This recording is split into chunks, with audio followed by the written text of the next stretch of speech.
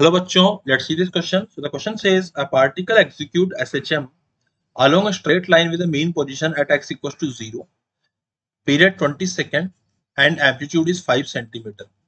Find the shortest time taken by the particle to go from x equals to 4 centimeter to x equals to minus 3 centimeter in seconds. Okay.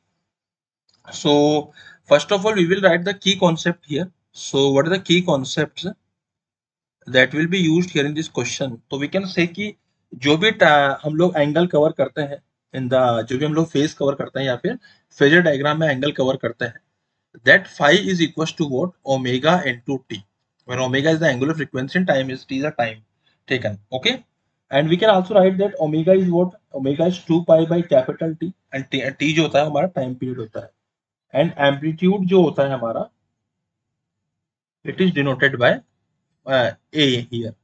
So यहाँ पे what is given terms, तो मैं लिख सकता हूँ कि जो हमारे पास टाइम पीरियड है it is 20 सेकेंड, तो आई कैन राइट कि जो ओमेगा की वैल्यू आएगी, the value of omega will be equal to what? 2 pi by capital T. तो कितना आएगा? 2 इंटू पाई बाय 20, तो ये आएगा मेरा पाई बाय 10.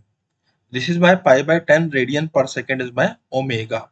सिमिलरली अगर मैं बात करूं यहां से एम्पलीट्यूड की, सो एम्पलीट्यूड इज 5 सेंटीमीटर, है ना.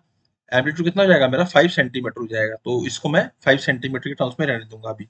Now we are talking about the phasor diagram. तो शॉर्टेस्ट टाइम जो लगा उनको, अब शॉर्टेस्ट टाइम क्या लगेगा जब ये कहाँ पे था? 4 सेंटीमीटर से, मतलब इधर ये 4 सेंटीमीटर था और यहां से ये -3 सेंटीमीटर पे आएगा. ठीक है, तो यहाँ पे कुछ दो एंगल्स आएंगे. अब ये वाला जो एंगल होगा ये कितना हो जाएगा मेरा? देखो, अगर ये 4 सेंटीमीटर है ना, बेस 4 सेंटीमीटर है एंड जो हाइपोटेन्यूज है वो हम कह सकते, सॉरी, अगर ये 4 सेंटीमीटर का मतलब ये 4 सेंटीमीटर है ना, तो 4 और ये, तो मेरा ये एंगल आएगा, लेट सपोज कि थीटा 1 आया, तो थीटा 1 की जो वैल्यू आएगी साइन थीटा 1 की, वो कितनी आएगी? Perpendicular by hypotenuse, perpendicular is 4 centimetre by hypotenuse is 5 centimetre, तो कितना आएगा? 4/5. तो यहाँ से जो थीटा 1 की वैल्यू आएगी वो कितनी आएगी? थीटा 1 की जो वैल्यू आएगी it is equal to 37 degree. ठीक है, sorry 53 degree, no 37 degree, 53 degree, क्योंकि यहाँ 4/5 आ रहा है. अगर सिमिलरली मैं सेकंड वाले केस में बात करता हूँ, सेकंड वाले केस में क्या हो रहा है? This angle is theta 2. तो अगेन ये 3 सेंटीमीटर 5 है, तो आई कैन राइट की sine theta 2 this will be equal to again 3 centimetre by 5 centimetre. 5 is hypotenuse, तो इसकी वैल्यू आएगी 3/5. थीटा 2 की जो वैल्यू आएगी this will be equal to what? 37 degree. तो ओवरऑल जो एंगल आया हमारा पास में थीटा, वो कितना आया? Theta 1 plus theta 2 which is 37 and 53. ठीक है, तो it is equal to 90 and we can say कि 90 मतलब पाई बाय 2 हो गया and this pi by 2 will be equal to omega T.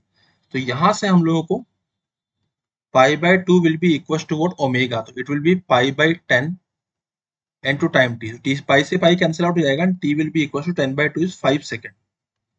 So 5 seconds will be my answer for this particular question. So option number 4 is final answer. I hope you understood it well. Best of luck.